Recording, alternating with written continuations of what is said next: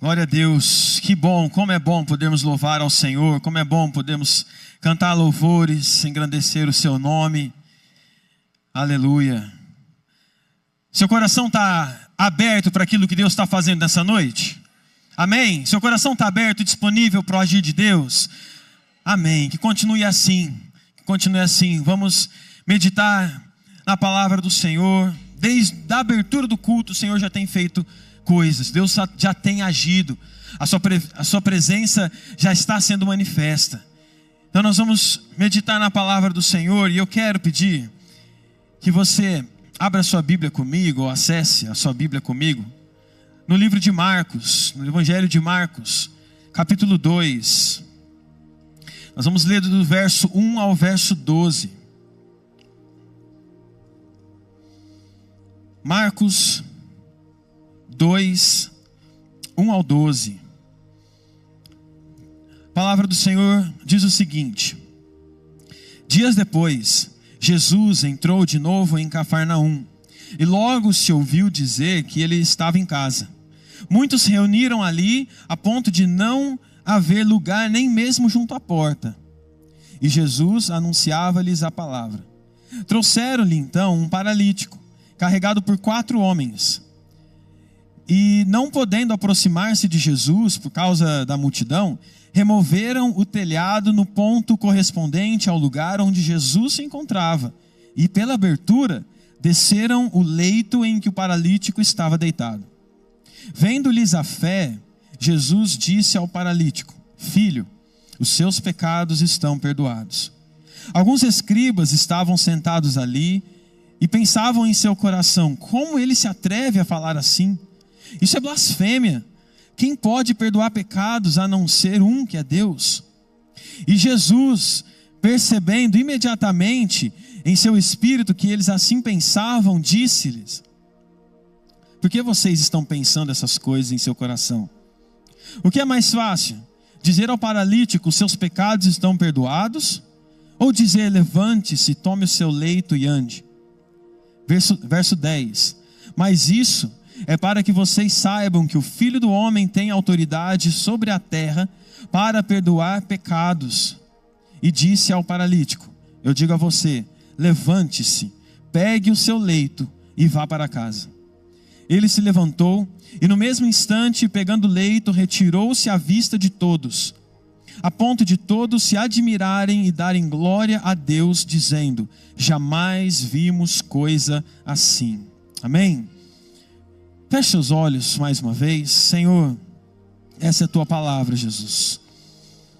Pai, fale aos nossos corações através da sua palavra. Continue, ó Pai, a obra que o Senhor iniciou. Deus, que seu Espírito venha trazer luz, venha nos iluminar, para que, ó Deus, possamos entender a tua palavra, que vai penetrar no nosso interior, que vai trazer confronto, sim, mas vai trazer conforto e vai trazer esperança.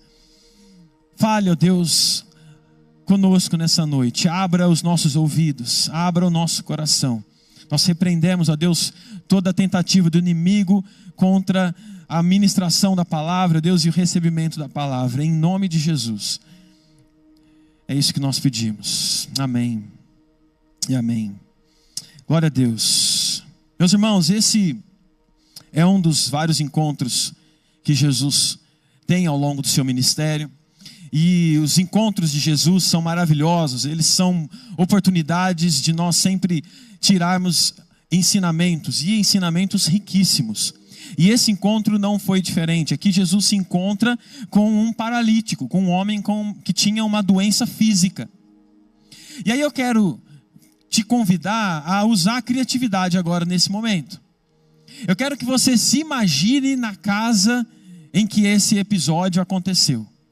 Imagine se você numa casa, no meio de uma sala apertada, com muita gente. Tinha gente lotando a sala, tinha gente na porta, tinha gente na janela. Se eu tentava olhar para fora, você não conseguia ver. Tinha gente lá de fora gritando: eu quero ver, eu não estou ouvindo, fala mais alto. E tentando chegar aquele tanto de gente. Mas você estava lá dentro, você estava ouvindo Jesus e Jesus pregando. A palavra fala que Jesus estava anunciando a palavra. Conseguiu se ver nesse lugar? Aí você está lá ouvindo Jesus. Aí, de repente, começa a cair uma poeirinha do telhado. Aí você fala assim, ué, será que é um bicho? O que está acontecendo? Aí você tenta manter um foco, né? Afinal, Jesus está te ensinando. E aí aquela poeirinha começa a aumentar e aquele negócio começa a chamar a atenção demais. E aí quando você vê, já não é mais só uma poeirinha, mas começa a abrir um buraco, você começa a ver o céu, mas tem alguém abrindo um buraco lá naquele telhado. Alguma coisa tá errada. E quando você olha de novo, aquele buraco já está maior, você vê, tem gente lá, não, tem alguém abrindo. Eu não sei, a Bíblia não relata o que aconteceu, não sei se Jesus parou para esperar o buraco ser aberto, não sei se Jesus continuou falando, mas fato é, aquilo com certeza estava chamando a atenção. A gente se distrai com facilidade, não é verdade? Então, aquilo começou a crescer, aquele buraco, a ponto de um homem em uma maca ser descido ali na frente de Jesus. Aquele buraco, a Bíblia fala que foi estrategicamente aberto no ponto que Jesus estava, para ele aparecer e chegar bem à frente de Jesus. Mas, vamos entender como era a casa naquele tempo, a gente vê o esforço que eles tiveram que fazer. Cafarnaum é uma cidade que existe até hoje, ela está lá, e se você for visitar, você vai ver que na frente já está escrito a cidade de Jesus. Ela está localizada no norte do Mar da Galileia, a poucos quilômetros ali, uns 90 quilômetros de Jerusalém, não está tão longe assim, de Tel Aviv também, mas lá naquela época as casas eram feitas de pedra e barro, a parede. E o telhado era um emaranhado de palha e barro também. E o curioso é que naquela época as casas, elas não eram sobrados, mas o telhado tinha uma função, tinha uma finalidade. As casas eram construídas, né, como eu disse, de pedra e barro, e na lateral da casa tinha uma escada externa. E aquela escada levava para o lado de cima, para a parte de cima. A parte de cima, muitas vezes, era utilizada pelos moradores ali para receber visita, quando não cabia em casa. Em alguns lugares, até para secar grãos. No verão, alguns utilizavam até para dormir lá em cima, né, por conta do calor exagerado. Então, o fato é que tinha esse lugar. E como era um lugar que as pessoas tinham que subir, era grosso. Não podia ser um telhadinho de eternite, assim, de telinha que você tinha que andar assim. Tinha a capacidade de suportar peso. E foi esse telhado que esses 4 amigos abriram para que o seu amigo paralítico pudesse descer. Esse paralítico desce e Jesus aproveita aquela situação, olha tudo que está acontecendo ali e aproveita para trazer um ensinamento, mas um ensinamento que não se limitou àquele lugar e àquele momento, mas um ensinamento que se estende até nós hoje aqui na IBA Centro, em 2026. Nós podemos aprender muitas coisas com esse encontro. Por isso o tema da mensagem é a salvação de um paralítico. Porque é normal nós falarmos sobre a cura do paralítico, mas hoje eu quero falar sobre a salvação do paralítico. Por isso hoje eu vou apresentar 3 ensinamentos com base nesse encontro, e cada um desses ensinamentos com foco em um personagem. Esse episódio relatado em Mateus, Marcos e Lucas traz logo no começo que alguns amigos estavam trazendo um paralítico. Em Lucas, ele dá a entender que são vários amigos e o paralítico estava sendo carregado por 4 deles. Mas Marcos traz aqui que são 4 amigos. Ele só descreve os 4 amigos que estavam levando o paralítico. E o verso 3 diz: trouxeram-lhe então um paralítico carregado por 4 homens. E não podendo aproximar-se de Jesus por causa da multidão, removeram o telhado no ponto correspondente ao lugar onde Jesus se encontrava. E pela abertura desceram o leito em que o paralítico estava deitado. Aqui, a cidade de Cafarnaum, como eu estava dizendo, a casa que Jesus estava hospedado, alguns teólogos creem que era a casa de Pedro. Porque Pedro morava né, em Cafarnaum, na beira do Mar da Galileia, de onde ele tirava o seu sustento como pescador. E Jesus, por várias vezes, utilizou a casa de Pedro ao longo do seu ministério, para se retirar, para dormir, para pousar. E por isso que está descrito lá na cidade, a cidade de Jesus. Não que Cafarnaum seja a mesma cidade onde Jesus nasceu. Jesus não nasceu em Cafarnaum, mas ele passou boa parte do seu ministério hospedado lá. E esses amigos sabiam que Jesus estava lá. Jesus ainda aqui estava no começo do seu ministério. Então aquela casa era um ponto conhecido. E os amigos ouviram de Jesus e tomaram uma decisão. Nós precisamos levar o nosso amigo até esse homem. E eles tiveram trabalho, meus irmãos. Não foi uma tarefa fácil. Como eu descrevi, os amigos tiveram que pegar um homem adulto, porque o texto não fala em rapaz, não fala em criança, ele fala em um paralítico. Então tiveram que pegar um homem e subir esse homem na escada, abrir um telhado, como eu descrevi para os irmãos, que não era um telhado fininho, fácil de ser aberto, para que esse homem pudesse ter um encontro com Jesus. E isso nos leva ao primeiro ponto, ao primeiro ensinamento desse encontro, que é: nós precisamos levar pessoas aos pés de Jesus. E esse ensinamento olhando para o que os amigos fizeram. Com foco nos amigos, nós entendemos que nós precisamos. E quando nós estamos falando sobre levar pessoas aos pés de Jesus, nós não podemos medir esforço. Porque esses amigos não mediram esforço. Esses homens estavam determinados em trazer alívio ao amigo. Eles estavam determinados em levá-lo até Jesus. E é curioso que eles tiveram tanto esforço, que o verso 5 começa: Jesus, vendo-lhes a fé. Jesus viu a fé que eles tinham. Como é que Jesus viu a fé que esses homens tinham? Pelo esforço que eles tiveram. E a fé que chamou a atenção de Jesus moveu algo diferente. Jesus viu a fé desses homens. Isso chamou a atenção. E esses homens sabiam que Jesus era a única possibilidade do seu amigo ter a sua vida transformada. E aí eu pergunto: e nós? Será que nós temos vivido os nossos relacionamentos como se Jesus fosse a única alternativa para uma nova vida? E essa pergunta eu faço de um lado e para o outro. Será que as pessoas ao seu redor têm te levado a contemplar Jesus? Ou têm te levado a blasfemar contra Ele?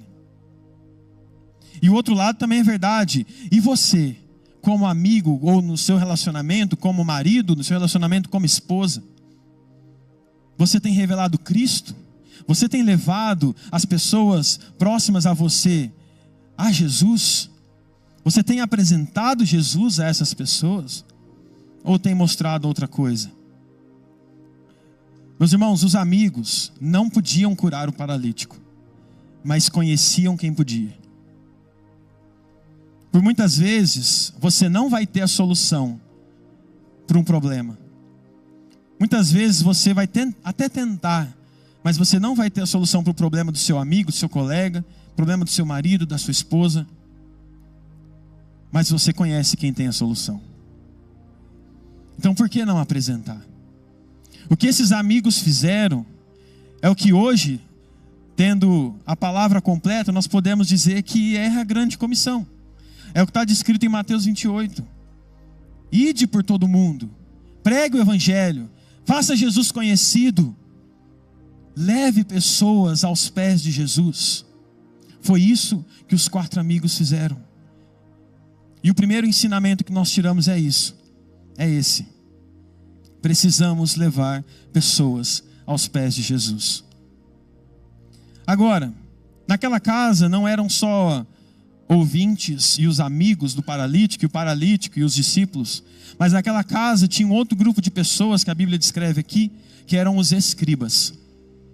Os escribas eram homens da lei, homens que conheciam as escrituras, e eles viviam disso. Eles nasciam e desde pequenos já conheciam o Pentateuco de capa a capa, decor. Eram homens que, quando falavam, eles tinham autoridade de estar falando a palavra de Deus. Esses são os escribas, e eles estavam lá. Repito, Jesus estava no começo do seu ministério. Os fariseus e os escribas, eles ainda não estavam entendendo o que estava acontecendo. Por isso eles estavam lá, eles queriam saber: quem que é esse homem que está arrastando uma multidão? Quem que é esse cara que está fazendo milagre e está ensinando com tanta sabedoria? Já chegou nos ouvidos dele, vamos lá ver. Eles ainda não estavam entendendo, eles queriam entender. E os versos 6 e 7 dizem o seguinte: alguns escribas estavam sentados ali e pensavam em seu coração: como ele se atreve a falar assim? Isso é blasfêmia. Quem pode perdoar pecados a não ser um, que é Deus? Jesus, depois que encontrou o paralítico e disse: filho, os seus pecados estão perdoados. Na hora os escribas começaram a ficar doidos. Falaram assim: como assim? Pensando no seu coração: quem que é esse? Quem ele pensa que é para perdoar pecado? Só um pode perdoar pecado, que é Deus. Isso nos leva ao segundo ensinamento, que é: apenas o ambiente não te leva à transformação verdadeira. Os escribas estavam no lugar certo. Não estavam? Eles não estavam dentro da casa ouvindo a melhor mensagem de todas. Eles estavam ouvindo da boca do próprio Jesus a mensagem do Evangelho. Eles estavam no lugar certo, mas apenas o ambiente não te leva à transformação, porque o coração deles estava contaminado. Você, meu irmão, minha irmã, pode estar num ambiente em que a palavra é pregada. Você pode estar num ambiente que você vai ver sinais, maravilhas acontecerem, e ainda assim estar com o coração contaminado. Ainda assim questionar os ensinamentos do mestre. O ambiente importa, mas não define. Na semana passada o pastor Aron disse, em uma dos pontos do que não é nascer de novo, o vir à igreja apenas. Isso foi falado na semana passada. Apenas vir à igreja, ter um compromisso dominical de vir a um prédio, não vai nos salvar. E como é que a gente sabe disso? A gente sabe disso porque os escribas estavam no melhor lugar que poderiam estar, mas o coração deles não estava lá. Por mais que seja muito bom nós termos um ambiente bom e necessário, nós temos um ambiente saudável, onde a palavra é pregada, a palavra saudável, onde os santos vivem em comunhão, onde tem louvores. Se o nosso coração não estiver aos pés de Jesus, além do nosso corpo, de nada vai adiantar. O nosso coração determina. O interior vale muito mais do que o exterior. Portanto, o ambiente, olhando para os escribas, nós aprendemos que o ambiente, ele não necessariamente, apenas o ambiente, não vai trazer a transformação. Portanto, meus irmãos, nós podemos aprender sim com a postura dos amigos, que é uma postura muito importante, nos ensina muito. Afinal, se você está aqui, provavelmente um dia alguém apresentou Jesus a você. Se você está aqui, foi porque alguém fez o papel dos amigos e te levou até Jesus. Agora, você pode estar falando assim: não, nunca ninguém me apresentou a Jesus. Bom, se essa é a sua resposta, se ninguém te apresentou a Jesus até hoje, hoje é o dia de você ter um encontro com Ele. Não perca a oportunidade de ter um encontro real com Jesus. Já do lado contrário, nós podemos aprender também, mas em como não ser com os escribas. Porque eles estavam satisfeitos em só estar lá e procurando alguma coisa e tentando entender, mas o coração deles já estava contaminado. Nós aprendemos que mais vale a inclinação do nosso coração, do nosso interior, do que apenas estar no ambiente certo. Se você veio parar aqui no automático, se você veio porque está familiarizado com o ambiente, porque gosta de ouvir uma música boa e às vezes sentir um arrepio, mas você não parou para contemplar Jesus, repito, hoje é o dia de contemplar a Jesus. Hoje é o dia de inclinar o seu coração a Ele, e não apenas em estar no ambiente em que Ele está. Aí você pode dizer, tá bom, Davi, entendi. Eu preciso levar pessoas até Jesus. Eu preciso estar com o meu coração inclinado a Ele. Mas se eu fizer isso, o que vai acontecer? O que Jesus faz? Vamos ver então o que Jesus fez. O que Jesus fez nos leva ao terceiro ensinamento. Esse agora com foco em Jesus. Lembrando que o primeiro, o foco era nos amigos. No segundo ensinamento, o foco era nos escribas. Agora o terceiro ensinamento com foco em Jesus. E aqui nós podemos ver no verso 5 o que Jesus faz. Porque a partir do verso 5, Jesus fala, vendo-lhes a fé, Jesus disse ao paralítico, filho, os seus pecados estão perdoados. Nós temos muito a aprender, porque logo no começo da fala de Jesus, Jesus já demonstra ao mesmo tempo autoridade e compaixão. Porque Jesus começa a fala dizendo, filho. A gente não fala filho para qualquer um. A gente não fala filho para quem é autoridade sobre nós. A gente se direciona chamando de filho alguém que nós temos autoridade e a quem nós temos compaixão. Então, em uma palavra, Jesus já demonstra autoridade e compaixão, dizendo filho, e ele completa, os seus pecados estão perdoados. É curioso nós pensarmos que o paralítico conseguiu a atenção que ele queria. Afinal, abriu um buraco no telhado e apareceu na frente de Jesus. Ele conseguiu a atenção que queria, mas não conseguiu o resultado que esperava. Quando eles foram atrás de Jesus, o paralítico e os seus amigos, obviamente queriam a cura física. Porque, como eu disse, eles já, com certeza, tinham ouvido a respeito da fama de Jesus. Tem um homem, um galileu aí, que está curando gente, que está fazendo um estrago. Onde ele passa, as pessoas são curadas. E nós temos aqui um amigo, vamos até ele. A fama já tinha rodado, por isso a casa estava cheia, estava abarrotada de gente. Mas o paralítico foi atrás da atenção de Jesus. Conseguiu o que queria, mas o resultado não foi o que ele esperava, logo de cara. Porque Jesus pega todos de surpresa e diz, seus pecados estão perdoados. Seus pecados estão perdoados. Por que Jesus diria isso? Por que Jesus começaria uma fala com isso? Afinal, não foi para isso que o paralítico e seus amigos tiveram todo esse esforço de subir, colocar o cara por cima da casa, abrir o telhado. Não era isso que o paralítico queria, mas era disso que ele precisava. E Jesus sabia. Jesus sabe do que você precisa. Jesus sabe muito melhor até que você mesmo do que você precisa. E meus irmãos, Jesus é intencional em tudo que faz. Tudo que Jesus fala, tudo que Ele permite, tudo que Ele manda, tudo que Ele faz é intencional. Jesus não é pego de surpresa. Ele tem um objetivo, Ele tem uma missão quando Ele faz. E aqui não é diferente.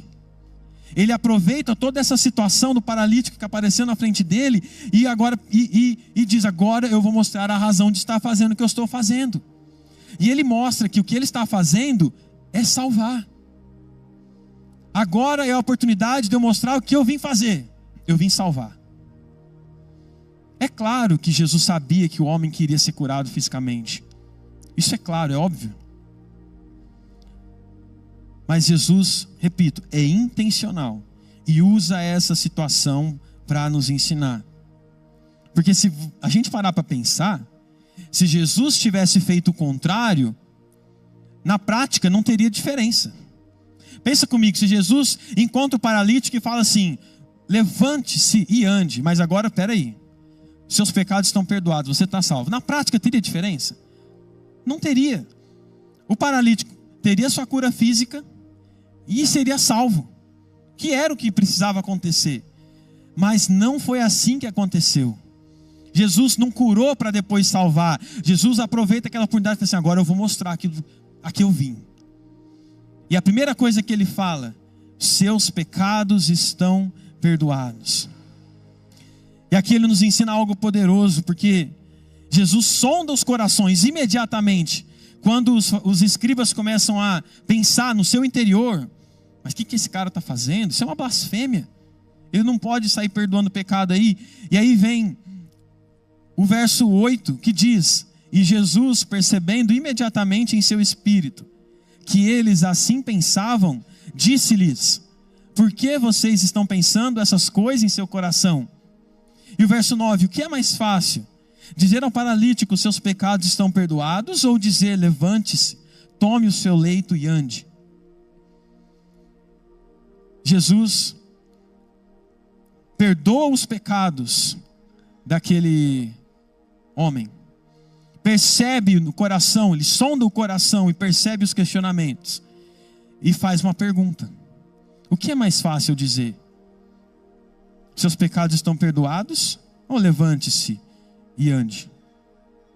Meus irmãos, eu fiquei meditando, essa pergunta alugou um triplex na minha cabeça, igual dizem. Por que é que Jesus fez essa pergunta?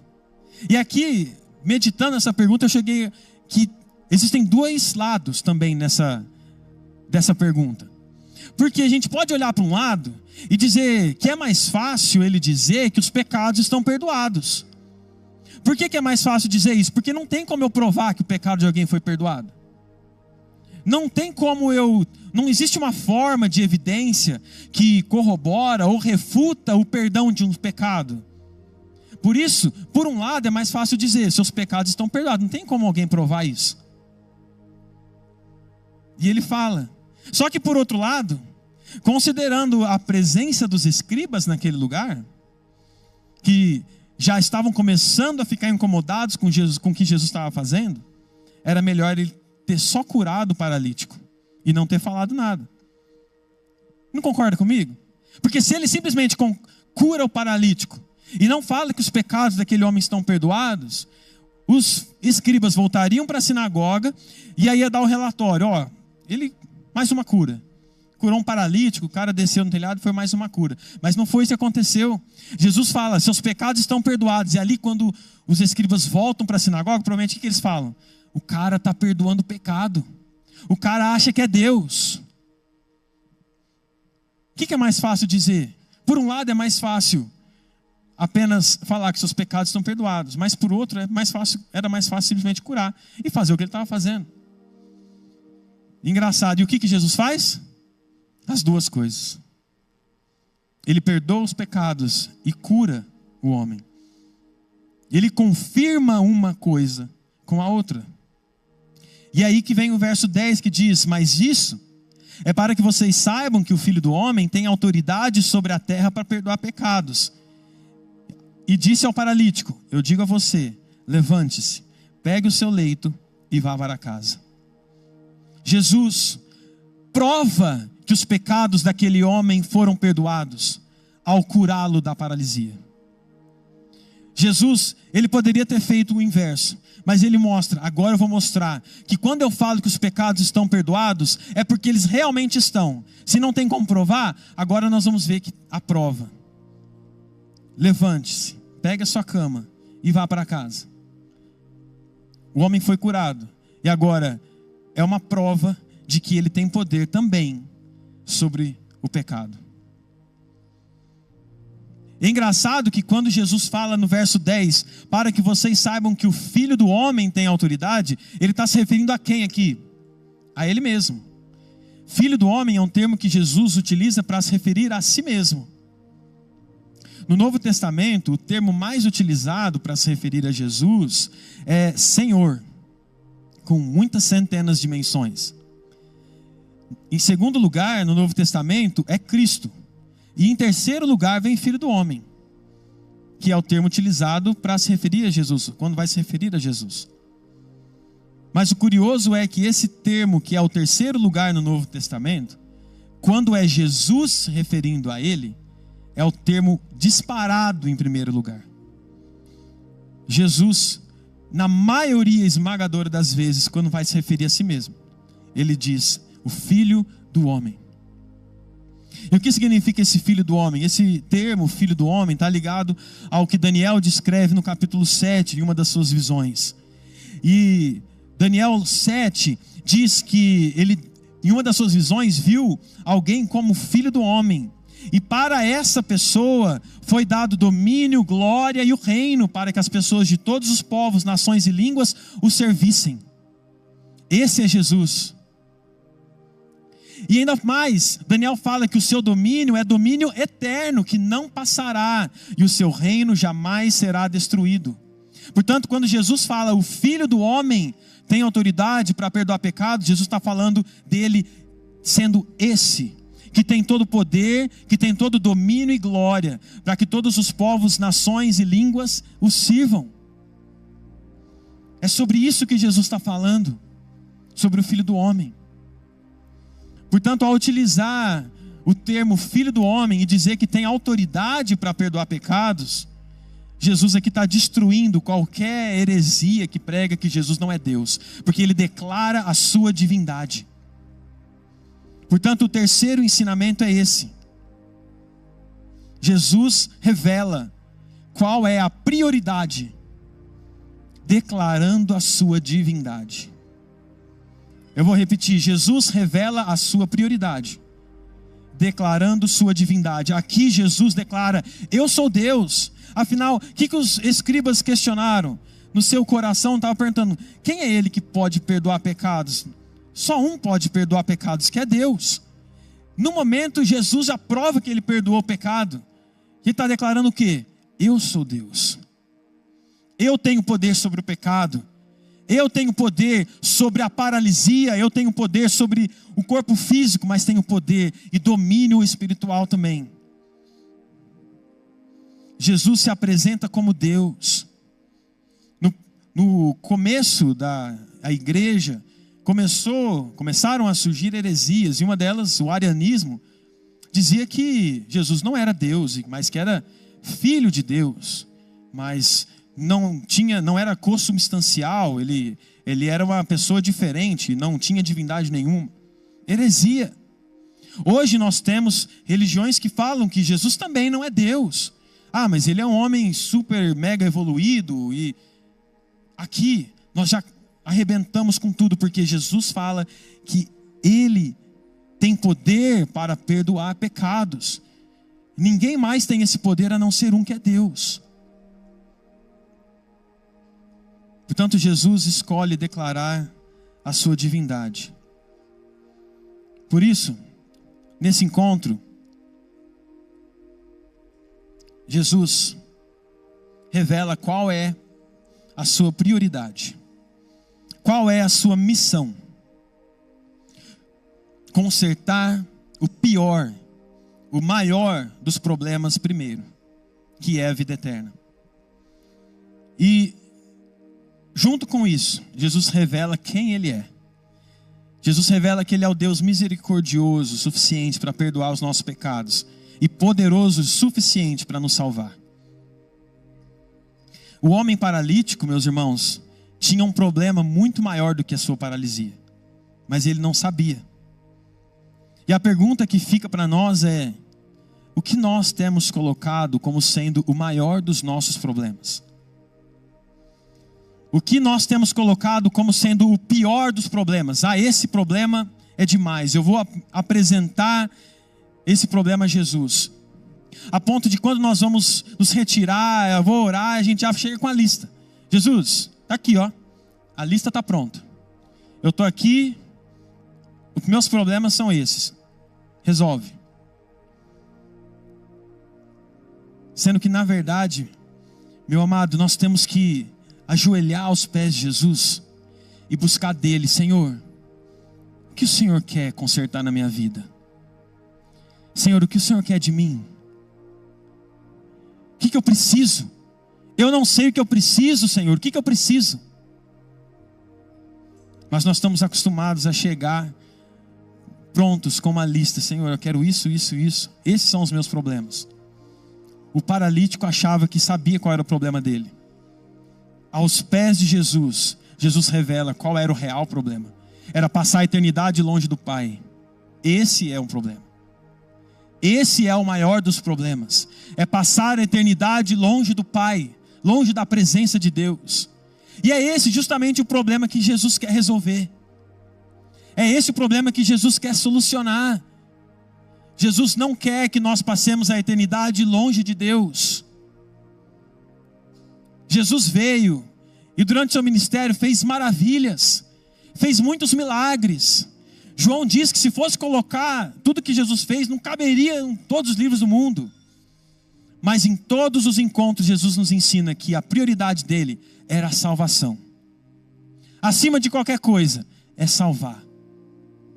E a gente vê isso em vários encontros. A gente pode citar, por exemplo, a cura dos 10 leprosos. Quando Jesus se encontra com 10 leprosos, os 10 correm até ele, e à distância falam assim: mestre, nos cure, nós precisamos de cura. Aí Jesus fala assim, vai até o sacerdote se apresentar. E quando eles foram curados. Os 10 foram curados. Mas quantos voltaram para agradecer? Um voltou para agradecer. E é curioso nós vermos que a esse que voltou e agradeceu, Jesus disse: a tua fé te salvou. Meus irmãos, quantos foram curados? 10. Quantos foram salvos? 1. Quando Zaqueu tem um encontro com Jesus e fala: Jesus, eu quero devolver 4 vezes mais aquilo que eu roubei. Jesus vê a transformação real na vida de Zaqueu. O que Jesus fala? Houve salvação nessa casa. Esse foi o motivo da alegria de Jesus. Não foi o dinheiro que ia ser devolvido, mas foi a salvação que alcançou a vida de Zaqueu. Quando a mulher com fluxo de sangue toca na orla das vestes de Jesus, o que é que Jesus fala para ela? Primeira coisa: filha, a tua fé te salvou. Antes de qualquer coisa, ele se dirige e fala: filha, a tua fé te salvou. A pecadora que lavou os pés de Jesus, que ungiu os pés de Jesus, enfrentou todas as barreiras possíveis e ouviu de Jesus: os seus pecados estão perdoados. Portanto, a gente aprende que Jesus veio a esse mundo para salvar, para perdoar pecados, muito mais do que trazer bênçãos, muito mais.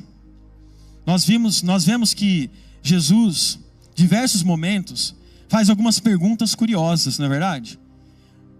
Aqui a gente vê que Jesus, quando ele desce, paralítico obviamente estava querendo a cura física, ele fala: filho, os seus pecados estão perdoados. Eu fico imaginando ele assim: tá, mas e o resto? Não vai fazer nada não? Tem um encontro de Jesus com o cego, que o cego se apresenta diante de Jesus. E aí Jesus pergunta: o que queres que eu te faça? Bom, ele deve ter pensado: você não está vendo? Eu não. Mas é claro que Jesus sabia que ele precisava. Jesus, repito, é intencional em tudo que faz. E quando ele faz esse tipo de pergunta, ele realinha as prioridades. Ele reordena as prioridades no coração da pessoa. Você quer a cura? Mas eu tenho algo mais para você. Você quer voltar a enxergar? Mas eu tenho algo melhor do que a visão para você. Você quer voltar a andar? Mas eu tenho algo melhor do que você voltar a andar. Eu tenho a eternidade ao lado do Pai. Em Lucas 19:10, isso fica claro, porque o próprio Jesus diz: porque o Filho do Homem, de novo ele se referindo a si, porque o Filho do Homem veio buscar e salvar o perdido.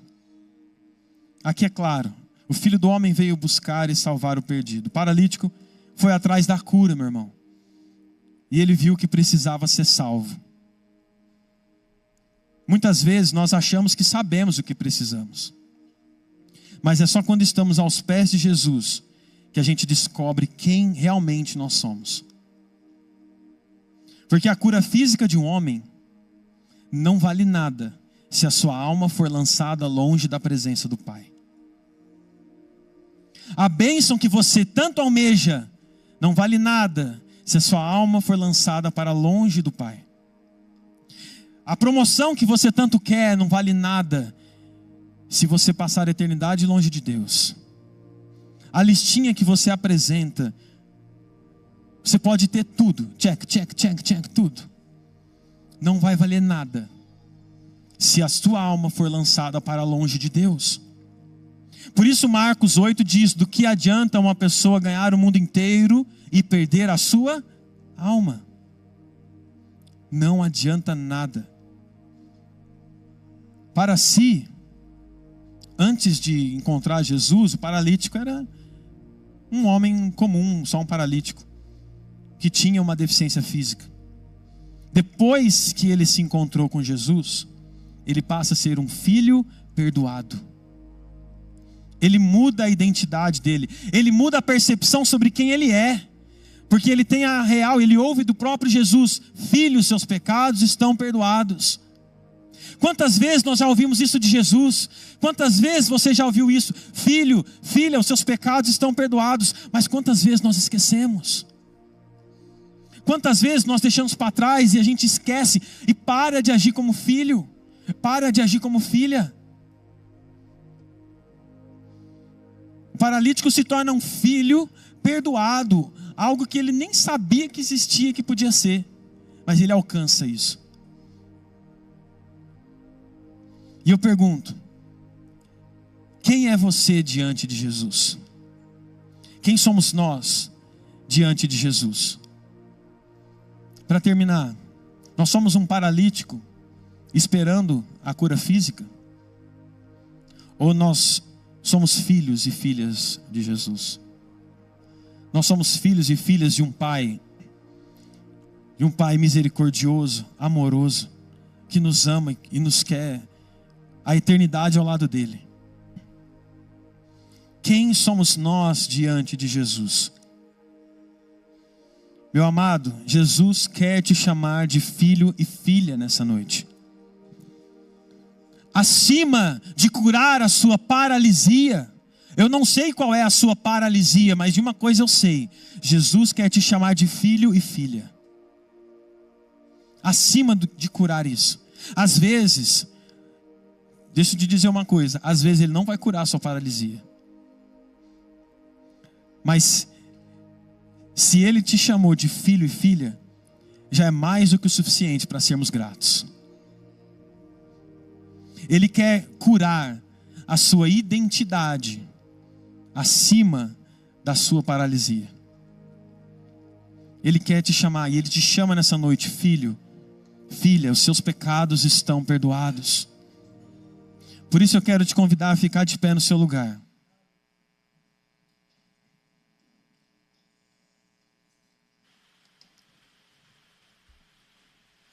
Quero convidar você a fechar os seus olhos. E aí no seu lugar, você dirige agora a sua oração ao Senhor Jesus, esquecendo tudo que está ao seu redor, que está ao seu lado, mas agora com foco no Senhor Jesus. Fechar o olho não tem nada de mágico, é para nós focarmos a nossa oração, a nossa atenção em Jesus. Senhor Deus, Pai, nós te agradecemos, Pai, porque o Senhor nos ensina tanto. Nós te agradecemos, ó Pai, porque nós em Ti temos a nossa identidade restaurada, porque em Ti nós temos os nossos pecados perdoados. Nós te agradecemos porque em Ti, Deus, nós encontramos a solução para o maior problema que temos, que é o pecado. Pai, nós queremos passar a eternidade ao lado do Senhor. Então, Pai, nos ajude, Deus, a não ser apenas um paralítico buscando a cura física. Pai, mas nós queremos a cura completa. Nós queremos ser transformados pelo Teu Espírito, transformados de forma integral, de forma completa. Porque o nosso maior desejo não é uma bênção terrena, o nosso maior desejo não é uma cura física, o nosso maior desejo é passar a eternidade ao Seu lado, Pai. Esse é o nosso maior desejo, Senhor. Então faça, Deus, a Tua vontade em nossas vidas. Faça, Deus, a Tua vontade em cada coração aqui. Em nome de Jesus. Em nome de Jesus que nós oramos, Senhor. Quero pedir que você feche seus olhos e repita essa oração comigo. Senhor meu Deus, eu ouvi a Tua palavra e ela penetrou no meu coração. Eu entendi que o Senhor deseja que eu seja filho. E nessa noite eu declaro que o Senhor é o meu Salvador. Entre, ó Deus, no meu coração e crie morada. Eu me arrependo dos meus pecados e entrego a minha vida a Ti, Jesus. Em nome de Jesus. Ainda com seus olhos fechados, você que fez essa oração pela primeira vez, de alguma maneira fez sentido para você, eu quero pedir com toda a liberdade que temos que você levante uma das suas mãos. Ninguém está te observando. Levante uma das suas mãos para que a gente possa orar com você. Levante de forma visível para que a gente possa fazer uma oração. Vejo mãos levantadas, irmãos. Vamos orar, vamos louvar ao Senhor com esse cântico. E você, meu irmão, permaneça em oração. Não quero mais